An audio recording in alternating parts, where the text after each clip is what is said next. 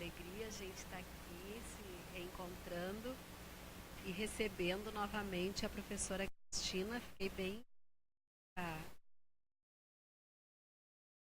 Cristina, que é uma companheira de trabalho já da universidade, do nosso grupo de pesquisa, dessa rede aqui do ILEA, já participou da Biayala, agora está participando dessa segunda rede que fazemos parte.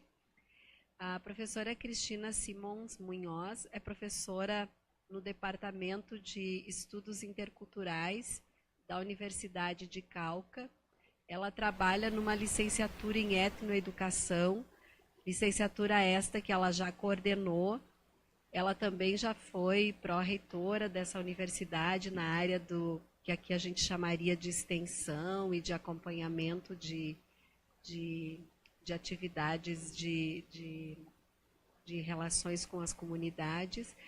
E ela tem mais importante do que falar da trajetória acadêmica ou do currículo da professora, do currículo acadêmico da professora, que é muito importante, que tem publicações, que tem formações, mas o que mais eu gostaria de destacar é uma trajetória muito grande de diálogo que ela faz com os povos indígenas de Cauca, que é uma região que é importante a gente ficar bem atento, porque ela vai contar um pouco também da importância desse povo para a América como um todo, para os povos indígenas da América como um todo, porque lá é uma referência de luta, uma referência de organização, né?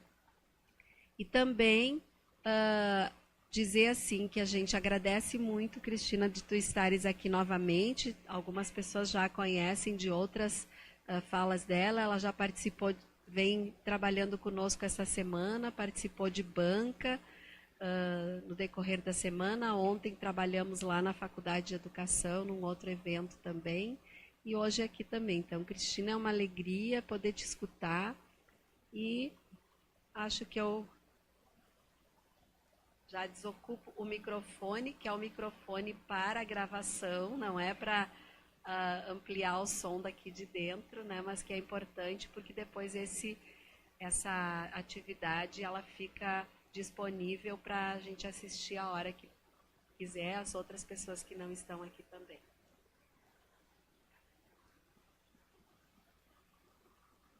Então, de imediato, passo a palavra à professora Cristina.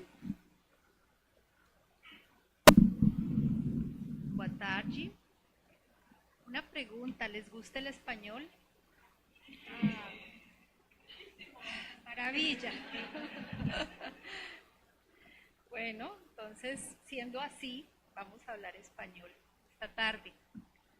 Primero que todo, agradecer la presencia de ustedes por estar aquí, interesarse en este tema, poder esta tarde conversar un poco sobre esa relación no siempre armónica entre las universidades y los colectivos, organizaciones, grupos indígenas.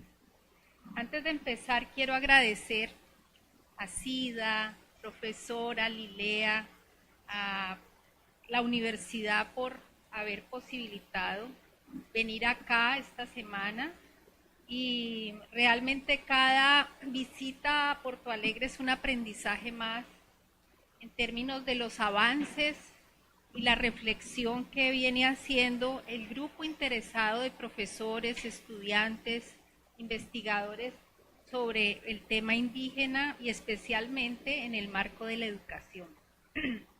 Creo que la universidad donde yo trabajo, que es la Universidad del Cauca en Colombia, y esta universidad compartimos preocupaciones iguales, somos diferentes pero tenemos problemáticas muy similares, y eso nos acerca, nos genera una relación alternativa de pensarnos nuestro lugar como académicos, como estudiantes, en relación con toda esa problemática indígena y la presencia indígena en las universidades. Entonces, en ese sentido estamos muy cerca, y creo que es una reflexión de toda Latinoamérica en este momento. Quiero, antes de empezar como a pensar esos procesos colaborativos, a un poco contextualizar de dónde vengo.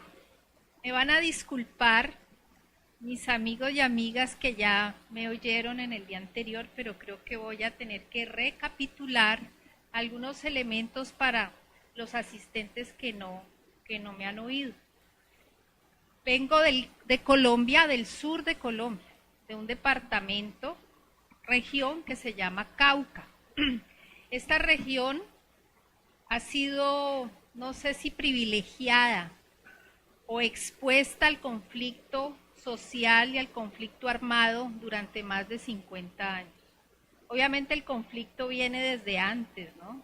Desde la usurpación de territorio por latifundistas, violencias coloniales, conquista, etcétera. Pero de Colombia creo que esta región es la región que más tensiones políticas y sociales ha tenido y también ha sido la región que más recursos desde la base ha tenido para hacer presencia en el contexto nacional y creo que latinoamericano también. En ese sentido, Cauca es una referencia importante y creo que me siento privilegiada de haber vivido ahí, haber sido testigo y también ha sido actuante en mi papel en esta región. Fuera del Cauca, pues vamos a hablar de una universidad que está inmersa en esa región. Pareciera que durante muchos años esa universidad desconociera el contexto donde nació y surgió. Es decir, había un contexto de conflicto, pero también una universidad que, entre otras, va a cumplir 200 años de existencia. Es una de las primeras universidades de Colombia y de Latinoamérica, obviamente con un esquema colonial, con un pasado y un presente también de violencia epistémica, de ejercer un conocimiento hegemónico y en ese sentido hace parte del conflicto, ¿sí? Muchas veces y la gran mayoría de ellas sin hacer parte de su solución. Sin embargo, esta universidad también pues surgen los albores de la República, del nacimiento de la República en Colombia, y de esa forma es una universidad que desde su surgimiento trata de trabajar desde una perspectiva laica, pública y liberal. Bueno, eso no la exime de sus pecados coloniales, ¿no? Es decir, ese es el contexto en el que vamos estableciendo esa relación universidad-región. Es así como en este contexto el movimiento indígena, que tiene mucha fuerza desde hace más de 30, 40 años, casi que surge paralelamente al surgimiento del movimiento guerrillero, ¿no? La fuerza durante todos estos años ha realmente estremecido a la universidad, la ha indagado, la ha cuestionado. Y ese ha sido uno de los elementos que han abierto la puerta para poder pensar que tiene que haber algún proceso colaborativo, un proceso de relacionamiento. El conflicto armado también ha sido un elemento fundamental en, desde un principio, cerrar la universidad a otras fronteras, porque la situación política no permitía que la universidad se pensara como región.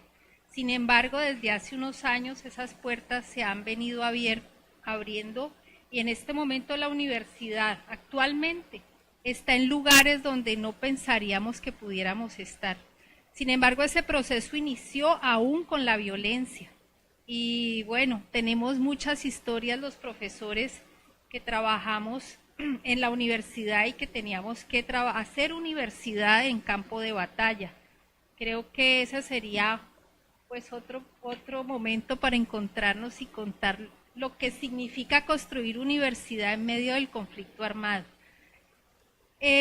Bueno, estos elementos de un conflicto armado, de un movimiento indígena muy fortalecido, pero también de una política bipartidista y cruel, es lo que han configurado una región como es la de Colombia. Sin embargo, es una región tremendamente diversa en términos étnicos y biogeográficos. Entonces, pues es muy interesante poder conocerla. Algunas, Sida, mi amiga, compañera Sida estuvo el año pasado, Michele también, y pues fueron testigos también de los procesos que se dan allá. La relación de la universidad con los colectivos indígenas, pues como les digo, empieza hace casi 50, 40 años, pero es hace 30 años exactamente cuando el movimiento indígena cobra más fuerza en términos de lo que se llama para los latifundistas usurpación de la tierra, para los indígenas recuperación de la tierra, y ahora tiene un nuevo nombre que se llama liberación de la madre tierra. Entonces, en esa época, hace 30 años, muchos de los que estábamos en el medio de la universidad, recién ingresados a la universidad, veníamos de un proceso estrecho de colaboración política con las organizaciones. Y podríamos decir que éramos más que profesores, éramos lo que llamamos solidarios. Había una relación política muy estrecha. Esa historia es bueno contarla porque cualquier relación que existe ahora con los colectivos y movimientos indígenas tienen una historia política, tienen una trayectoria de conocimiento.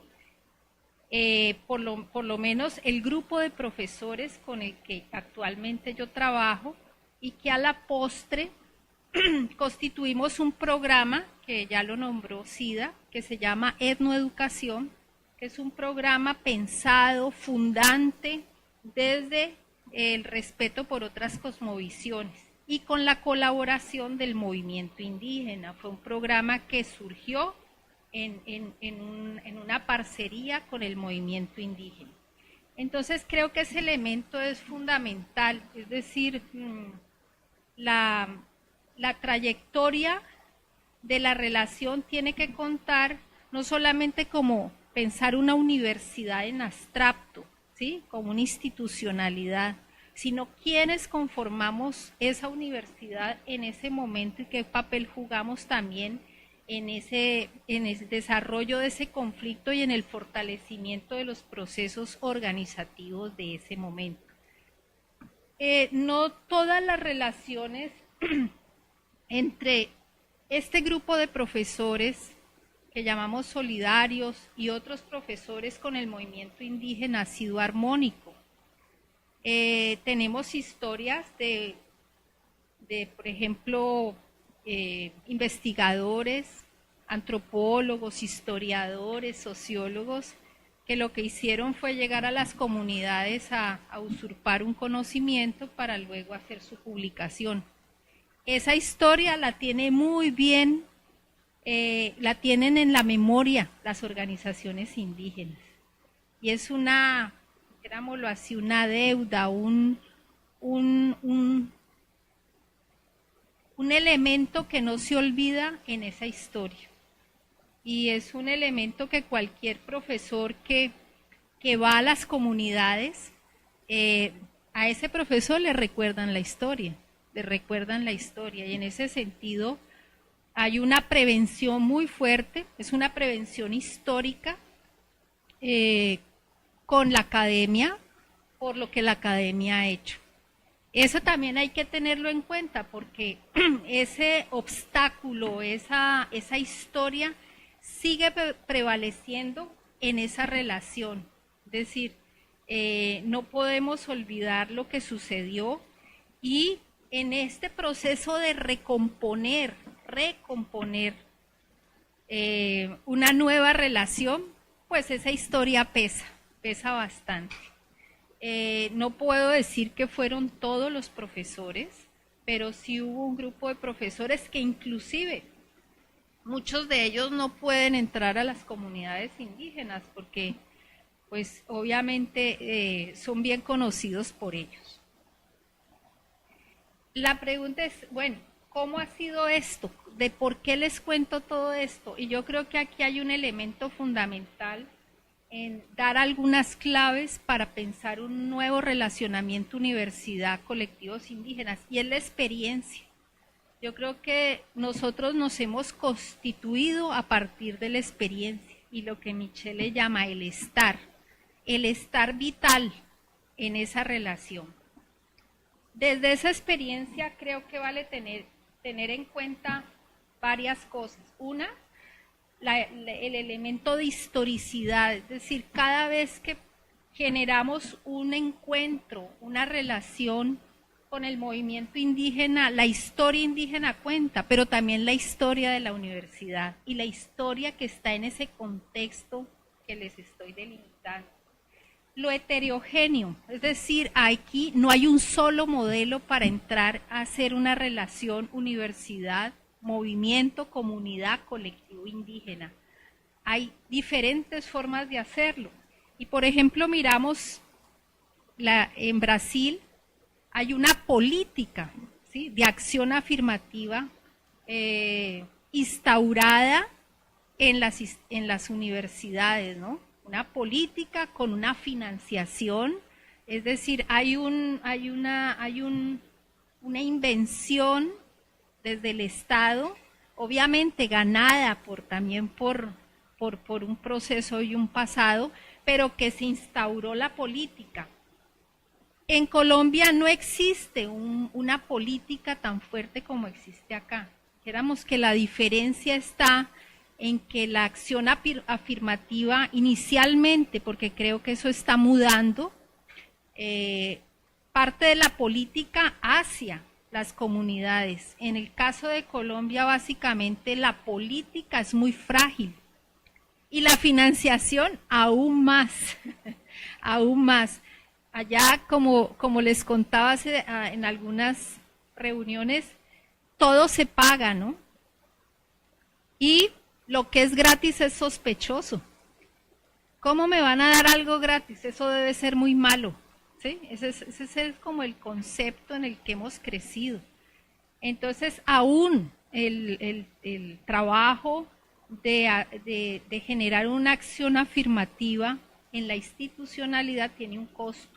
Aquí hay unos recursos, hay una política y en ese sentido ustedes tienen un camino enormemente ganado, ¿no es cierto? Que hay que empezarlo a llenar de sentido, ¿no es cierto? Porque obviamente la política no es suficiente. De sentido con sujetos conscientes, consecuentes, con una fuerza indígena universitaria que tiene que ir madurando poco a poco. Creo que nosotros tenemos esa fuerza, ha sido un proceso de abajo hacia arriba, igualmente una fuerza sin apoyo, sin financiación, pero existe y ahí está.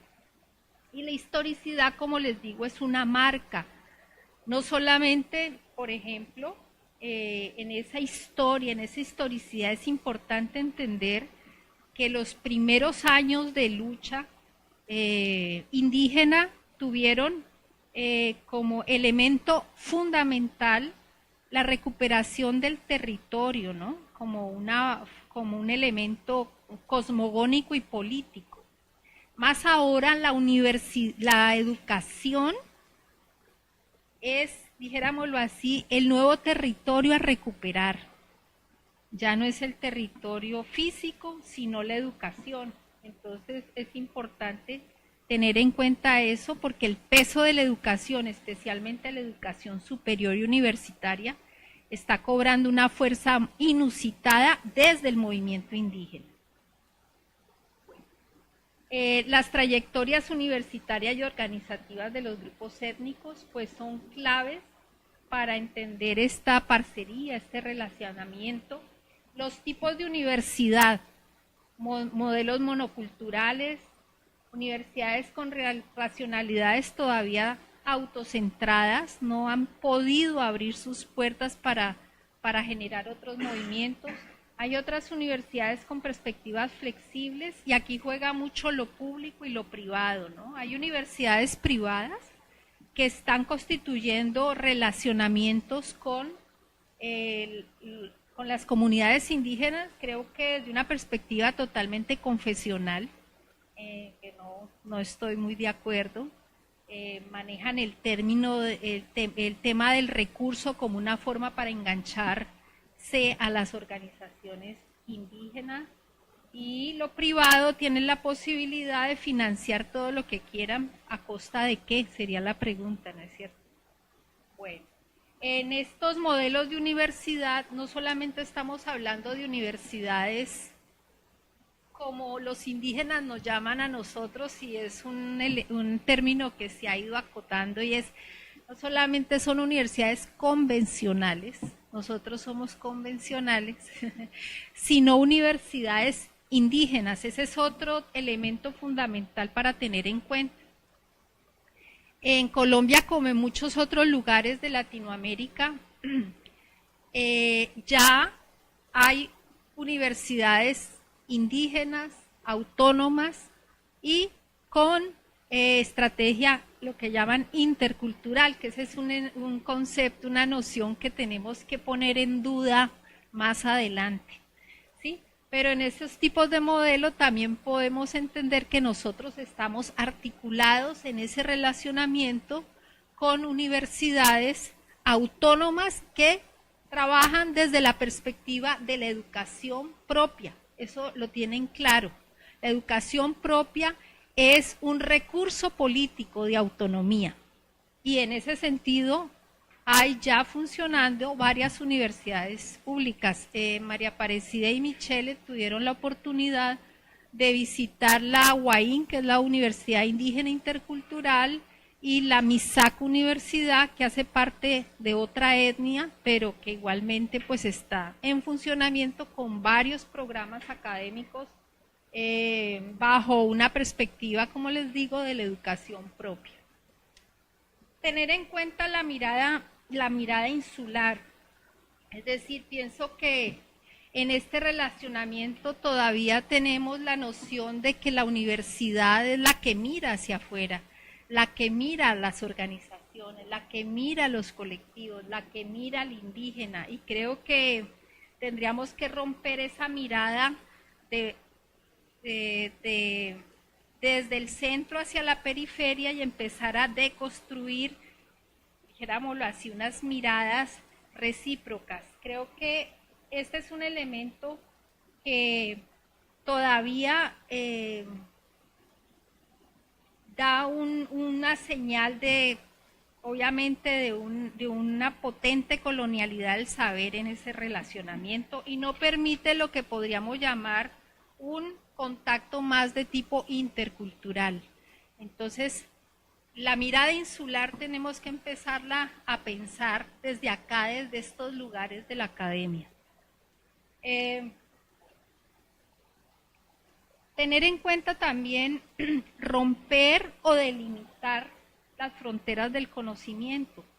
Hay algo que quiero decir con esto, y es cómo hacer ese relacionamiento entre academia, comunidades indígenas, y pensaríamos que la solución es traer el conocimiento ancestral hacia la academia, ¿sí? ¿Cómo hacer esa articulación? Y yo creo que aquí hay que tener primero una conciencia de que no todos los conocimientos se pueden integrar desde la perspectiva intercultural, ¿sí? Hay conocimientos que no pertenecen a la academia, que no deben estar en la academia. Yo tengo la experiencia, por ejemplo, hice una estancia en Canadá, en unas comunidades indígenas, donde estas comunidades decidieron que definitivamente la escuela no podía ser intercultural, la escuela para las crianzas. ¿Qué se enseña en la escuela y qué no se enseña ahí? En últimas, cuando uno iba a visitar estos lugares, existía la escuela formal y al lado existía el tipi, con los elders o viejos, esperando a que los niños saliesen de la escuela para que en ese lugar, que era el lugar que simbolizaba el otro conocimiento, se pudieran dar esos relacionamientos más de tipo cultural, que tenían que ver con la forma de subsistir, de vivir y cohabitar en un mundo indígena. No todo se tramita desde la academia tampoco. Yo creo que tenemos que empezar a pensar que esa delimitación también es posible y tener cuidado con la falsa inclusión. A veces nos damos golpes de pecho pensando que hacer una interculturalidad cuando el conocimiento se tramita dentro de la academia, estamos siendo inclusivos, interculturales y muchas veces ahí hay un elemento de falsa inclusión, ¿sí? Traemos los conocimientos a la academia, pero primero, ¿para qué? ¿Qué se hace con ese conocimiento? ¿Se escribe? ¿Quién lo lee? ¿Sí? Los sujetos que portan ese conocimiento, ¿cuáles son las prácticas al interior de esta academia? Entonces no podemos desligar el conocimiento con los sujetos que la agencian, que son, como lo llama Michel, los universitarios indígenas.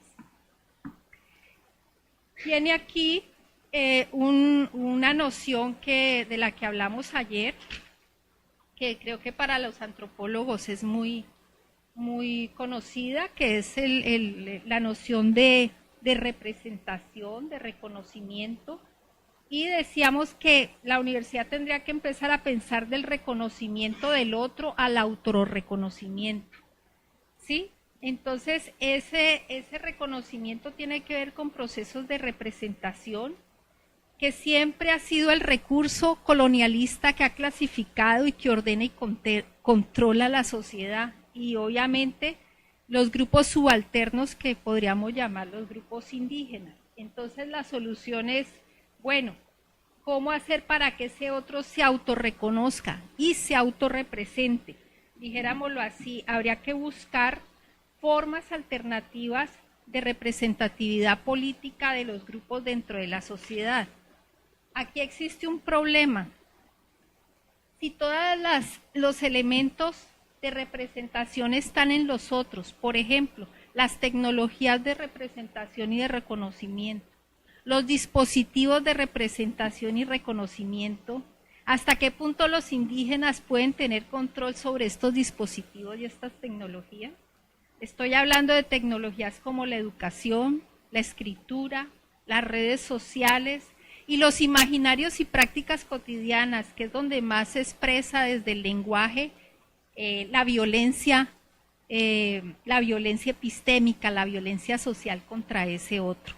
Entonces esa sería la gran pregunta. Spivak, por ejemplo, nos dice, ¿puede un sujeto subalterno reconocerse y representarse a sí mismo? ¿Tienen el poder para hacerlo? Otra pregunta, ¿quién da la voz para decir me estoy reconociendo y representando? Y ahí entra la universidad nuevamente, ¿no es cierto? Entonces dijéramos, no, la voz autorizada es la voz de la academia, ¿sí? Y como un ejercicio de benevolencia, los académicos dan la voz a los otros para que logren representarse y reconocerse. Estoy diciendo esto porque, desde la experiencia, porque este ha sido el elemento más crítico que hemos tenido en Cauca y en la universidad. Y yo ayer les decía de una forma despiadada a quienes asistieron a la otra charla, y es que en el momento en que existe un fuerte proceso de autorreconocimiento, la universidad, la institucionalidad, el edificio epistémico tal como lo conocemos y del que vivimos pierde sentido. ¿Sí? Y yo les decía, ya pronto me voy a quedar sin trabajo, porque ante una fuerza tan grande de autogestión, autorreconocimiento y representación del movimiento indígena, donde ya hay universidades propias, autónomas, pues ¿cuál sería el papel de nosotros? Una es echarnos a llorar, otra es reinventarnos, ¿no? Y ese es el papel que tenemos en este momento. De todos modos, no todo es color de rosa con las universidades indígenas. Creo que admiro el proceso de conformación y de valentía por poder constituir una universidad diferente. Sin embargo, está mediada por el Ministerio de Educación. y ellos están en un proceso de acreditación de sus instituciones que necesariamente tienen que tener, dijéramoslo así, el poder de representación del Estado para poder dar títulos que tengan peso académico, porque es el Estado el que media ese poder de representación entonces, ¿cuál es la autonomía? Esa es la lucha que se está llevando a cabo en este momento. ¿Cómo lo han solucionado las organizaciones indígenas? A través de parcerías con otras universidades que son las que hacen el acto formal de dar el título. Sin embargo, cuando la Universidad Indígena Intercultural, con un programa que tienen ellos que se llama Pedagogía Comunitaria, nos pidieron el favor de hacer un relacionamiento para poder nosotros titular a sus estudiantes. También nuestra posición fue, dijéramoslo así, fuerte en el sentido de que el papel de la universidad tampoco es firmar unos documentos para que los otros obtengan un título.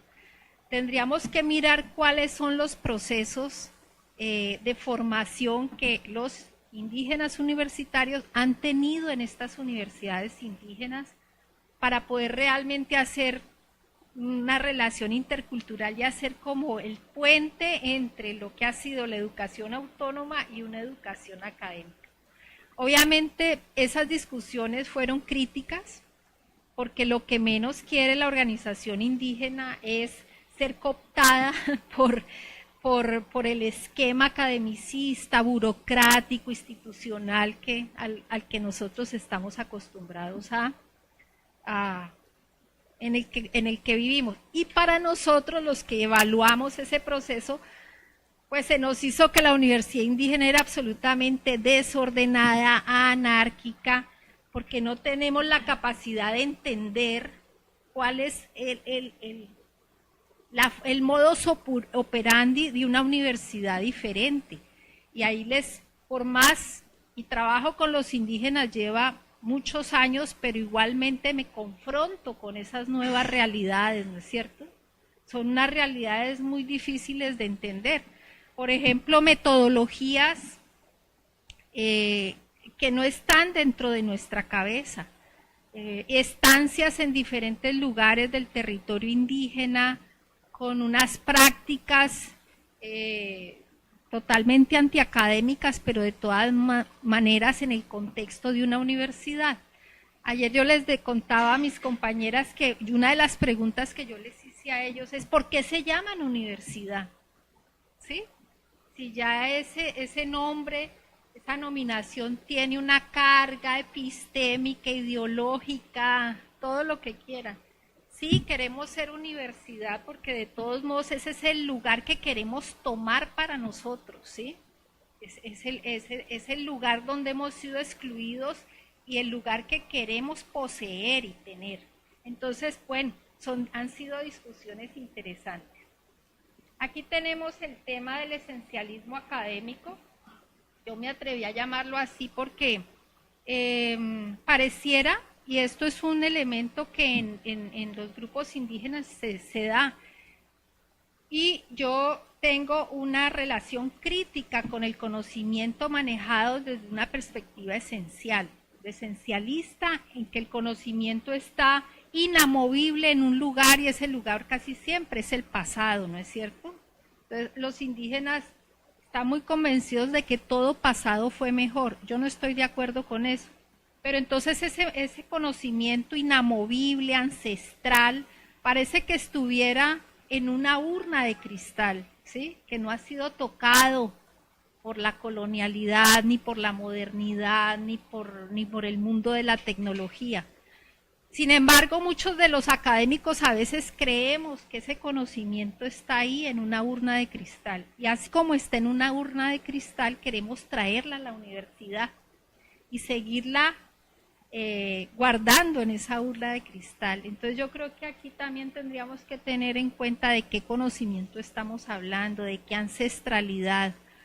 Para mí, por el contrario, el conocimiento obviamente se tramita desde los sujetos y las prácticas, y es un conocimiento que ha estado impregnado por una historia colonial, ha estado impregnado por la modernidad, ha estado impregnado por la violencia, ha estado impregnado por esa desterritorialización del mismo sujeto indígena que va y viene de la ciudad al campo, del campo a la ciudad. Entonces, ¿de qué tipo de conocimiento estaríamos hablando? Porque hay un elemento, y es que en las universidades se habla mucho, trabajemos con el conocimiento ancestral, muy bonito. Resulta que ese conocimiento se vuelve como un aditamento más, como un lugar que se pega, lo ancestral pegándolo al conocimiento convencional. Y yo creo que pues ese es un elemento que tendríamos que pensar.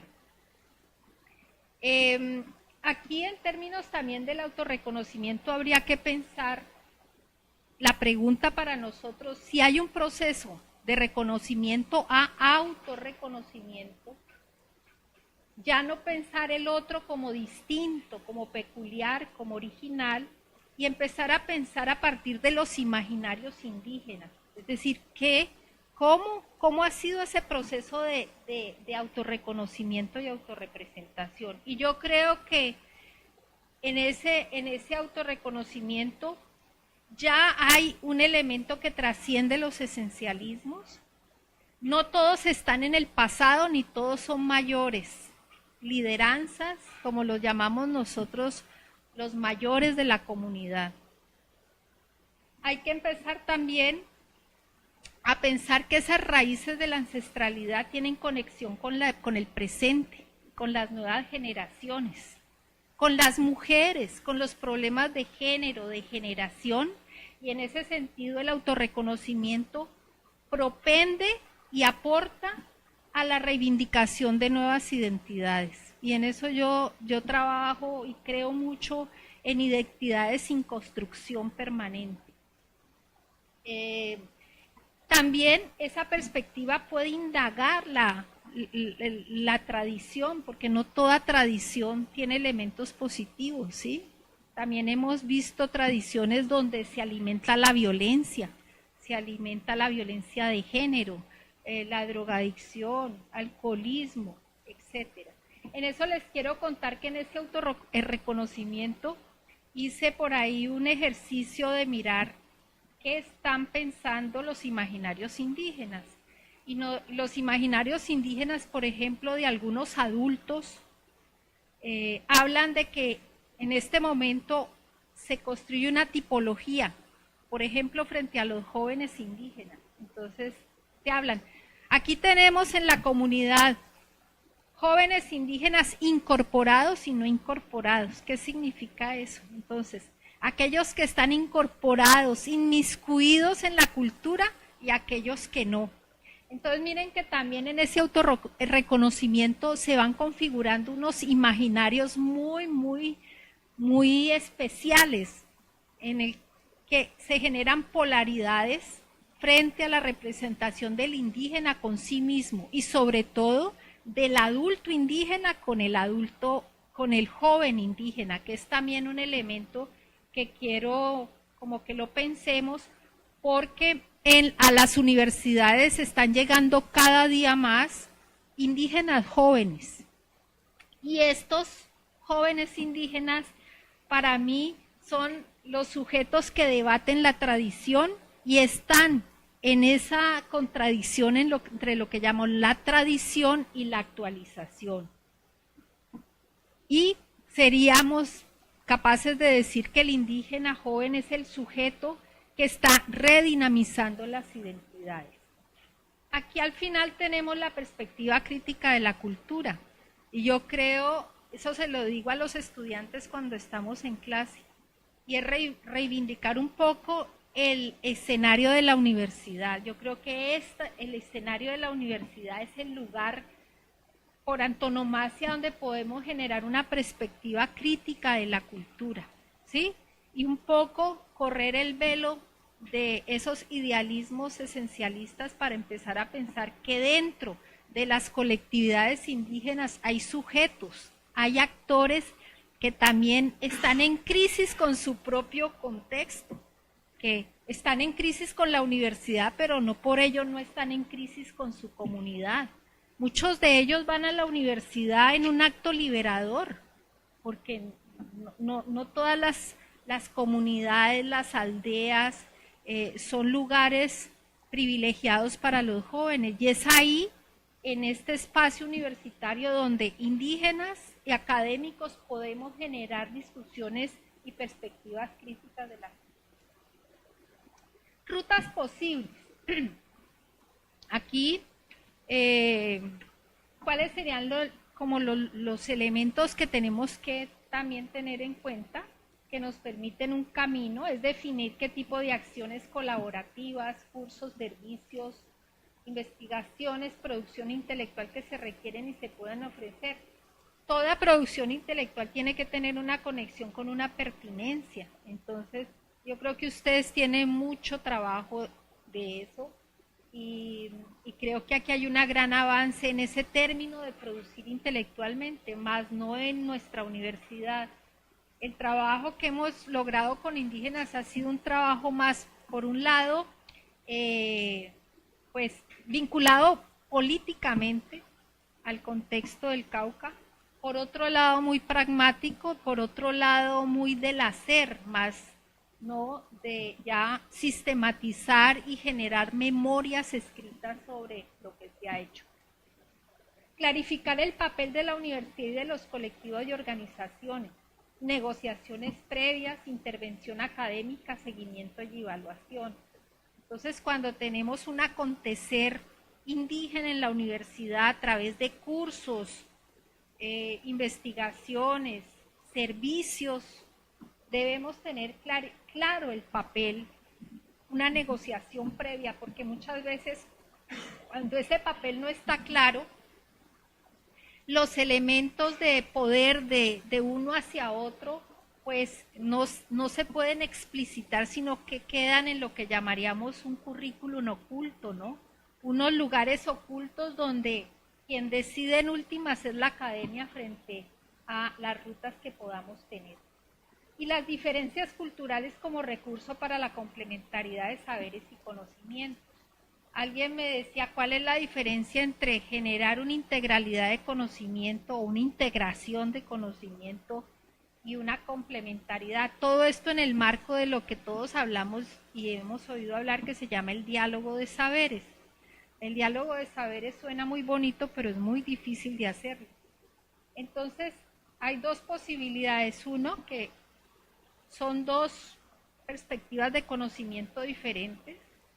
A veces se pueden complementar, a veces no.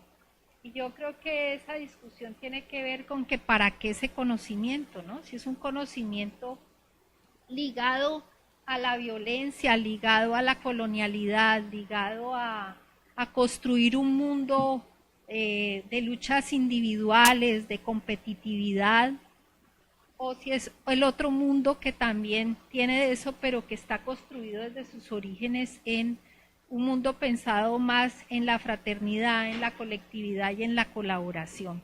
Yo no quiero decir que sea blanco y negro, malo y bueno, ¿no? Porque entraríamos en una polaridad absurda, pero sí hay que tener claro los destinos y la función de ese tipo de saberes y conocimientos. Entonces ahí también, cuando existen esas diferencias, habría que entrar a mirar hasta dónde pueden integrarse, complementarse o por el contrario separarse. Interacción universidad-colectivos implica transformación de las prácticas educativas. Se afirma la diversidad como fundamento de la educación en una academia nueva y renovada. Yo creo que ese fue uno de las nociones más importantes que tuvo esta universidad antes de hablar de acción afirmativa, es decir, poder consolidar una aceptación y un gozo por la diversidad. Se pone en cuestión la segregación y el racismo, sujeto como actor de su propio proceso educativo, más producto, menos actor, porque es que aquí tenemos todavía la noción conductista de pensar que estamos generando productos académicos, ¿no? Para salir a competir en el mercado laboral. Y una pregunta que nos hacemos, ¿por qué los universitarios indígenas ingresan a la universidad? Entonces la respuesta sería no, porque tienen que regresar para colaborar con su comunidad. Esto ha sido un elemento muy difícil en nuestra Cauca, porque no todos los estudiantes que pasan por una universidad regresan a sus comunidades. Y yo les doy a algunos la razón, no todo el mundo tiene que corresponder exactamente, ¿sí? Porque aquí tiene que valer también la expectativa del sujeto. Pero muchas veces quienes regresan a sus comunidades, en vez de ser recibidos de forma amable, solidaria, y que la comunidad y las organizaciones respondan a esos 5 años o 4 de estudio en una universidad, muchas veces estos estudiantes no tienen lugar para laborar. Y aquí entra un elemento fundamental, ¿no? Es la perspectiva laboral comunitaria de los indígenas universitarios. ¿Qué hacen luego de terminar la universidad? No todos tienen ese espacio en sus comunidades, eso sucede en Cauca.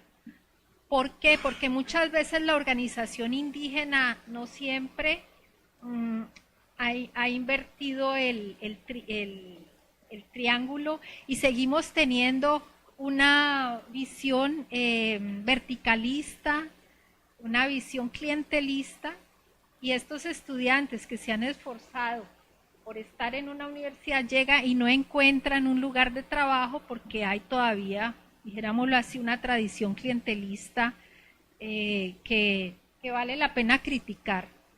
Entonces, bueno, reconoce el papel activo del joven indígena en el contexto universitario. Vuelvo, insisto, en el papel activo del joven indígena porque uno de los campos que a mí más me ha interesado es el papel del joven en la comunidad indígena, ¿sí? Y uno de los elementos más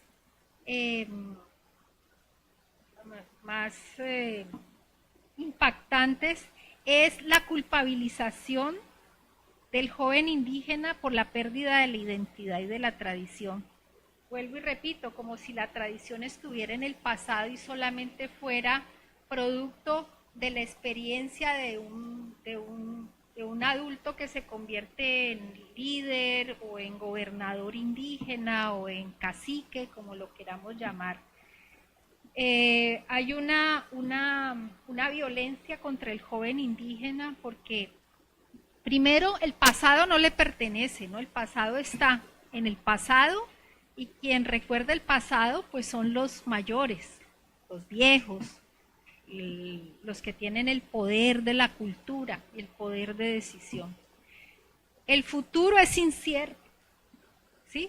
Pero de todos modos les decimos, fórmese porque usted es el responsable del futuro. Un futuro incierto, pues debe ser muy difícil poder visualizar una responsabilidad frente a un futuro que es incierto. Y el presente tampoco les corresponde, o sea, ellos viven en el presente, pero el presente tampoco hace parte de su propia responsabilidad y su propia acción como ser social. Yo reivindico ante eso el papel de las organizaciones de jóvenes indígenas en el Cauca. Tenemos diferentes formas de organización, unas que se reúnen en torno a la cultura, a recrear la cultura con conexiones en el presente, con conexiones en la tecnología.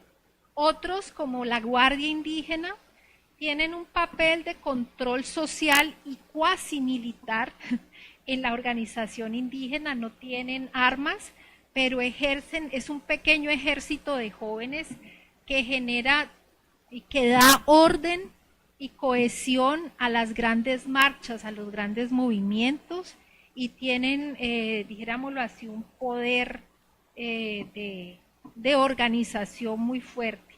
Y al interior de las universidades tenemos lo que llamamos los cabildos indígenas universitarios. El cabildo es la forma de organización de los territorios indígenas en Colombia.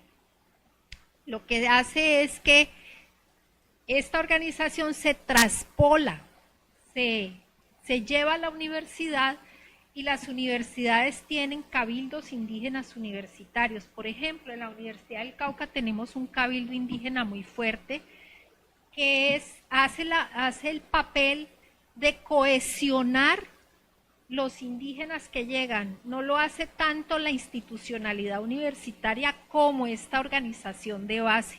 Ellos son los encargados de recibir a los estudiantes indígenas, de contarles que hay una universidad, de dar ciertas condiciones de bienestar articuladas a una vicerrectoría.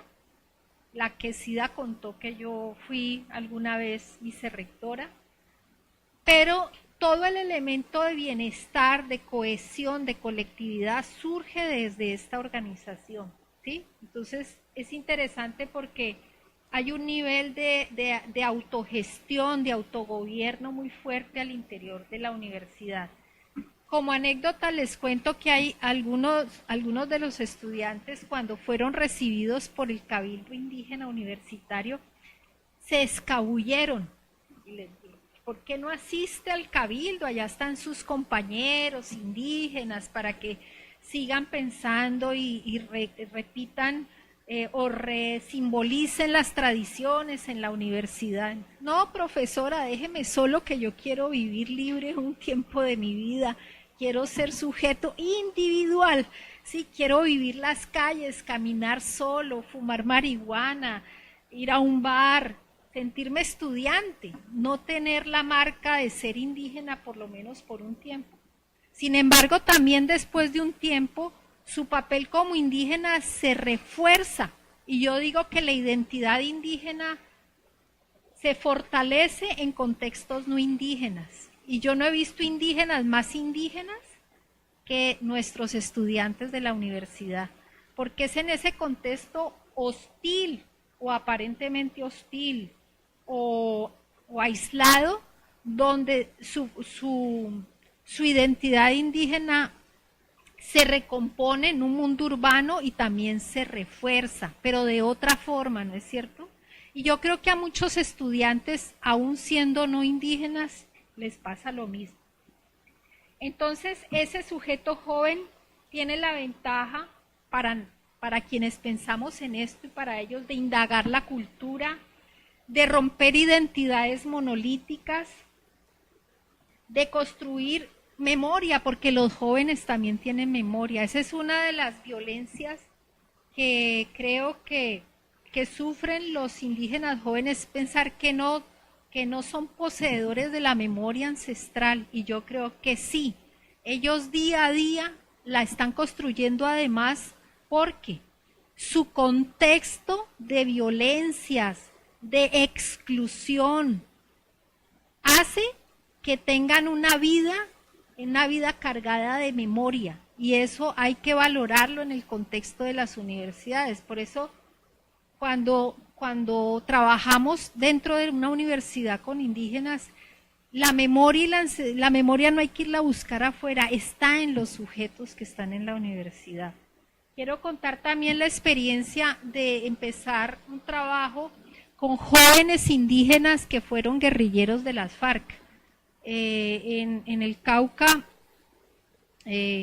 pues como ustedes saben, la FARC se desmovilizó, y en este momento existen unos campamentos, unos lugares donde ellos están, ya entregaron las armas, y la Universidad del Cauca entró a procurar una especie de alfabetización para estos estudiantes indígenas. Entonces aquí hablaríamos de una doble memoria, la memoria como indígena y la memoria como guerrillero, y realmente es un trabajo muy interesante en el que las pocas veces que he ido me ha llamado mucho la atención la desnudez que están sintiendo en este momento, la desnudez, no solamente los jóvenes sino los adultos.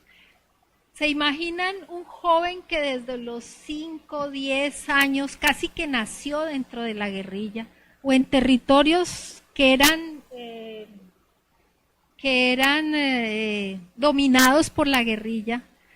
Un joven que a los 10 años tiene un arma y ha convivido con esa arma toda su vida. Dijéramosle así, esa es su seguridad casi que identitaria, ¿no? Esa es su identidad. Fuera de eso es indígena.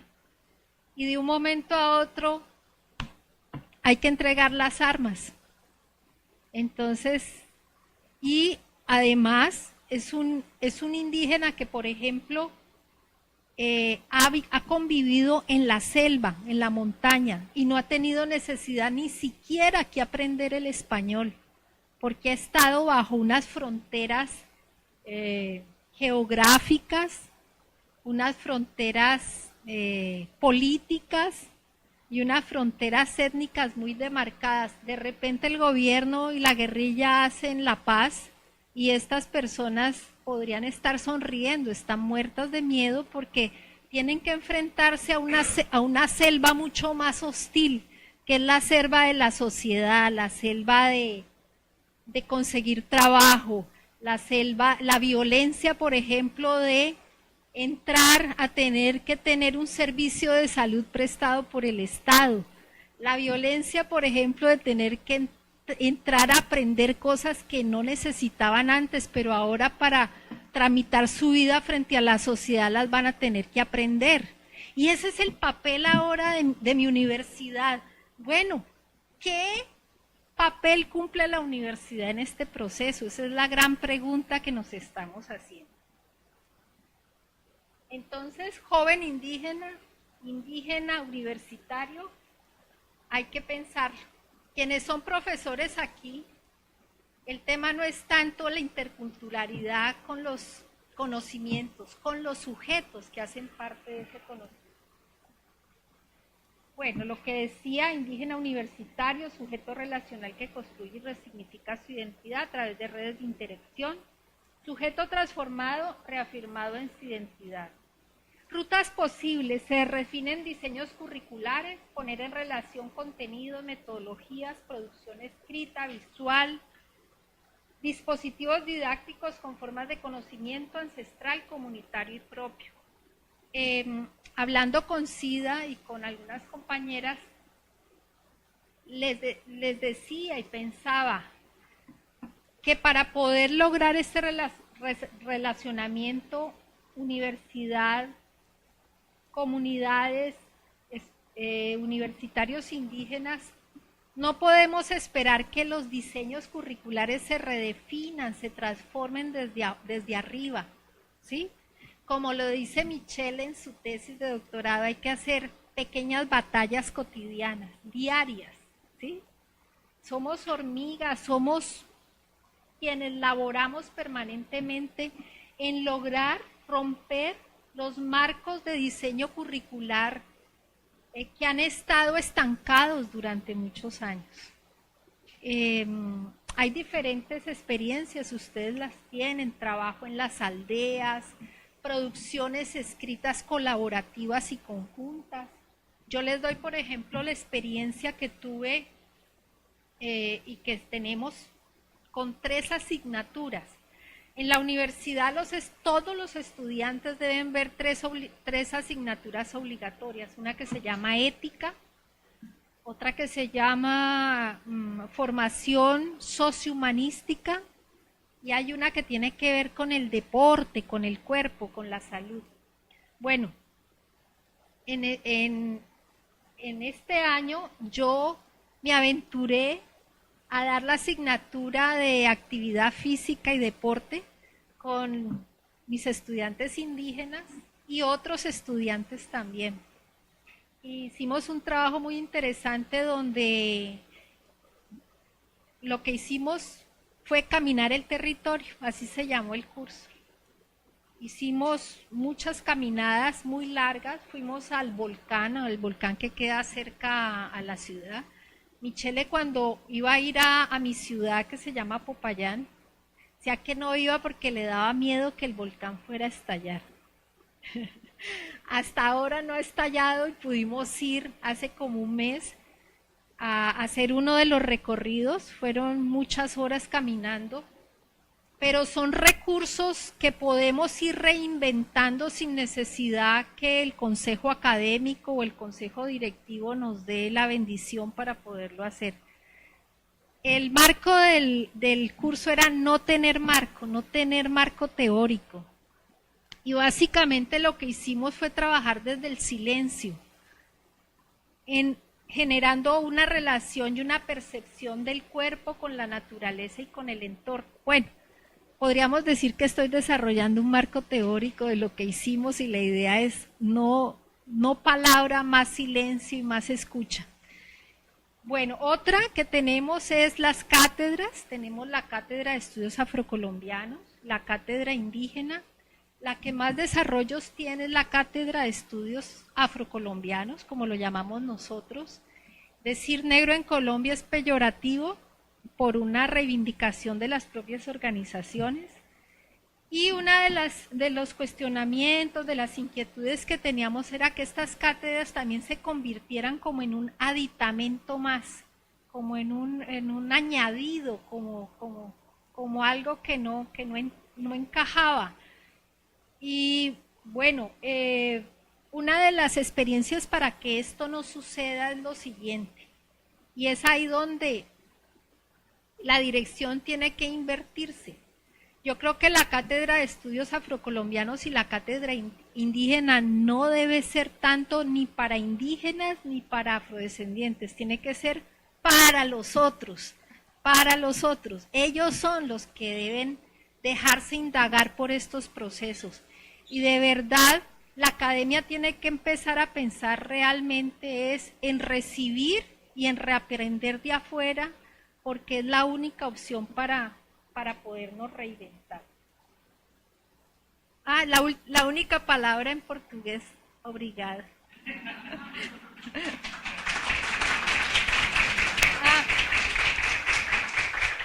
Hay algo, y es que esta charla tenía que ver con la interculturalidad.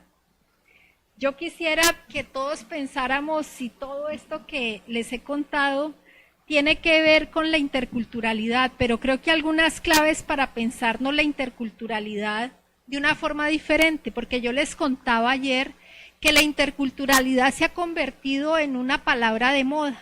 Todo el que quiera sanear sus culpas históricas habla de interculturalidad, ¿no? Entonces, la universidad intercultural, yo por ejemplo pertenezco a un programa que se llama Departamento de Estudios Interculturales y creo que ahí hay problemas, porque definitivamente reivindico mucho que el movimiento indígena hable de educación propia, con perspectiva intercultural, pero esa es la cosa que no hemos podido todavía resolver.